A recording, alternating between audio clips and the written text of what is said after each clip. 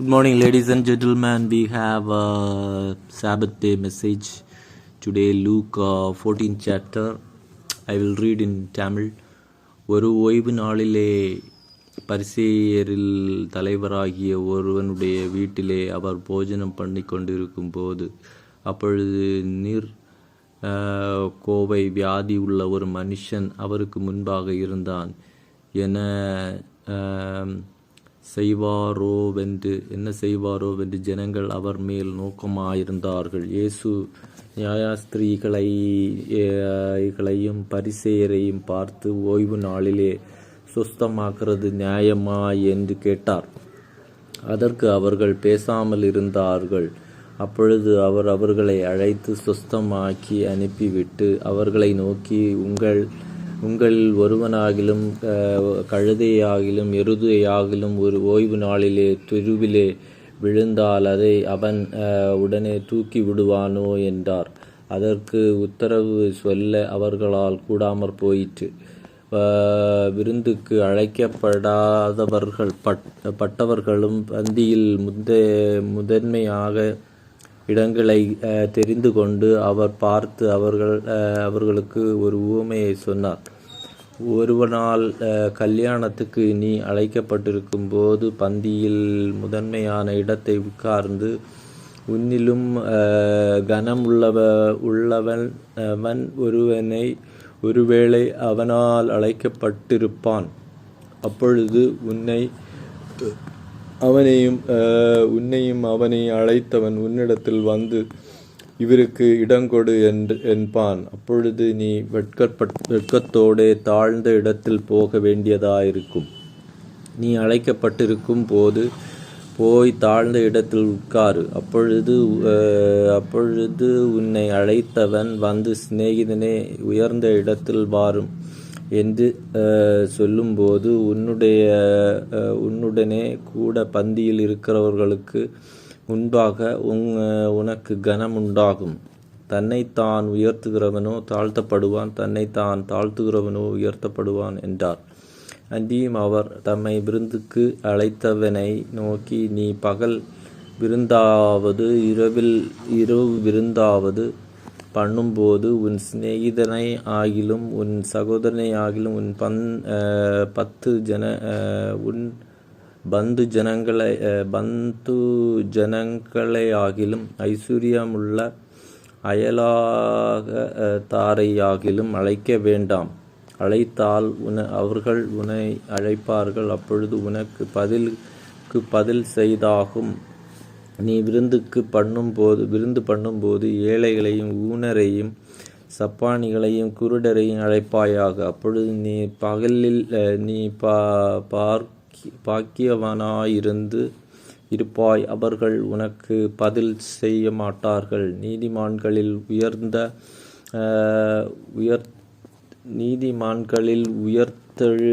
உயர்த்தெழுதலில் உனக்கு பதில் செய்யப்படும் என்றார். அவரோடு கூட பந்தியில் இருக்கிறவர்களில் ஒருவன் இவைகளை கேட்ட பொழுது அவரை நோக்கி, தேவனுடைய ராஜ்யத்தில் போஜனம் பண்ணுகிறவன் பாக்கியவான் என்றான். அதற்கு அவர், ஒரு மனுஷன் பெரிய விருந்தை ஆயத்தம் பண்ணி சிநேகிதரை அழைப்பித்தான். விருந்து வேளையில் தன் ஊழியக்காரனை நோக்கி, நீ அழைக்கப்பட்டவர்களில் இடத்தில் போய் எல்லாம் ஆயத்தமாயிருக்கிறது, வாருங்கள் என்று சொல்லலென்று அவனை அனுப்பினான். அவர்களெல்லாரும் போக்கு சொல்ல தொடங்கினார்கள். ஒருவன் உன் வயலை கொண்டேன், நான் அகத்தியமாய் போய் அதை பார்க்க வேண்டும் என்று மன்னிக்க வேண்டும் வேண்டிக்கும்படி வேண்டிக் கொண்டேன் என்றான். வேறொருவன், ஐந்தோர் மாடு கொண்டேன், அதை சோதித்து பார்க்க போகிறேன் என்று மன்னிப்புக்கு வேண்டிக் கொள்கிறான் என்றான். வேறொருவனோ, பெண்ணை விவாகம் பண்ணினேன், அதனால் நான் வரக்கூடாது என்றான். அதற்கு ஊழியக்காரன் வந்து இவைகளை நான் எஜமானுக்கு அறிவித்தான். தன் எஜமானுக்கு அறிவித்தான். அப்பொழுது வீட்டெஜமான் கோபம் அடைந்து தன் ஊழியக்காரனை நோக்கி, நீ பட்டணத்தில் தெருவிலும் ஐதிகளிலும் சீக்கிரமாய் போய் ஏழைகளையும் ஊனரையும் சப்பானிகளையும் குருடரையும் இங்கே கொண்டு வா என்றான். ஊழியக்காரன் அப்படியே செய்து, ஆண்டவரே, நீர் கட்டளையிட்டபடியே செய்தாயிற்று, இன்னும் இடம் இருக்கிறது என்றான். அவர்கள் அப்பொழுது எஜமான் ஊழியக்காரனை நோக்கி, நீ பெரு வெளிகளிலும்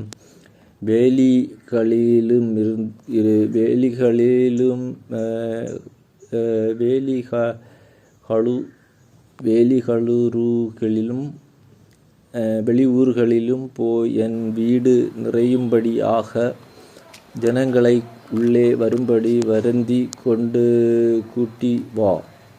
அழைக்கப்பட்டிருந்து அந்த மனுஷரில் ஒருவனாகிலும் என் விருந்தை ருசி பார்ப்பதில்லை என்று உங்களுக்கு சொல்லுகிறேன் என்றான் என்று சொன்னார். பின்பு அநேக ஜனங்கள் அவரோட கூட பிரயாணமாய் போகையில் அவர் திரும்பி பார்த்து, யாதொருவன் என்னிடத்தில் வந்து என் தகப்பனையும் தாயையும் மனைவியையும் பிள்ளையையும் சகோதரியையும் தன் ஜீவனையும் வெறுக்காவிட்டால் என் சீஷனாய் இருக்க மாட்டான். தன் சிலுவையை சுமந்து கொண்டு எனக்கு பின் செல்லாதவன் எனக்கு சீஷனாய் இருக்க மாட்டான். உங்களில் ஒருவன் ஒரு கோபுரத்தை கட்ட மனதாயிருந்து அஸ்திபாரம் போட்ட பின்பு முடிக்க திராணி இல்லாமற் போனால்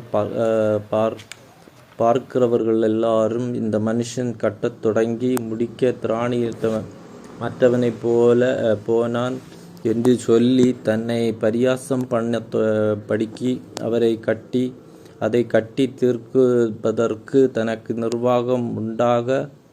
நிர்வாகம் உண்டோ இல்லையோ என்று முன் அவன் உட்கார்ந்து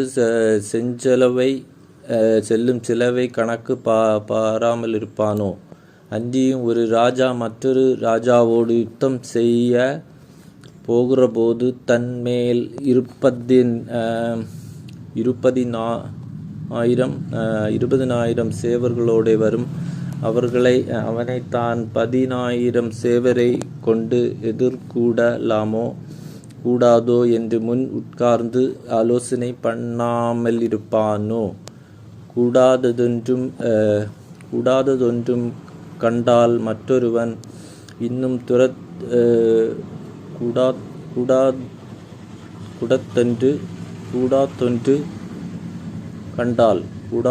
கண்டால் மற்றவன் இன்னும் தூரத்தில் இருக்கும் போதே ஸ்தானாதிபதிகளை அனுப்பி சமாதானத்துக்காக காணவைகளை கேட்டுக்கொள்வானே. அப்பொழுது உன்னை ஏவனாகிலும் தனக்கு உண்டானவைகளை எல்லாம் வெறுத்து விட்டால் அவன் எனக்கு சீஷனாயிருக்க மாட்டான். உப்பு நல்லதுதான். உப்பு சாரமற்று போனால் எதனால் சாரமாக்கப்படும்? அது நிலத்துக்காகிலும் எருவுக்காகிலும் உதவாது. அது வெளியே கொட்டி போடுவார்கள். கேட்கிறதற்கு காது உள்ளவன் கேட்க கடவன் என்றார். We have Mark 1 verse, Mark 10:14.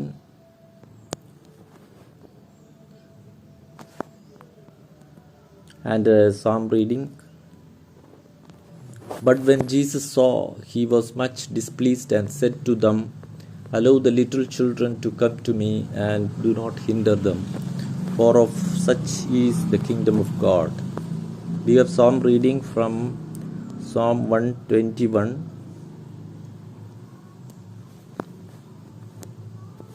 The Song of Degrees. I will lift up my eyes to the hills. Where shall my help come from? My help comes from the Lord who made the heaven and earth. He will He will not allow your foot to be moved. He who keeps you will not slumber. Behold, he who keeps Israel shall neither slumber nor sleep. The Lord is your keeper. The Lord is your shade of your right hand. The sun shall strike you by the day, nor the moon by the night. The Lord shall keep you from all evil, and he shall keep your soul. The Lord shall keep your going out and your coming in from this time forth and forevermore. Last verse, the Lord shall keep your going out and your coming in from this time forth and forever and even forevermore. Amen. Thank you for listening to the Sabbath day Sunday church talk. If any mistakes, any corrections in the reading, please.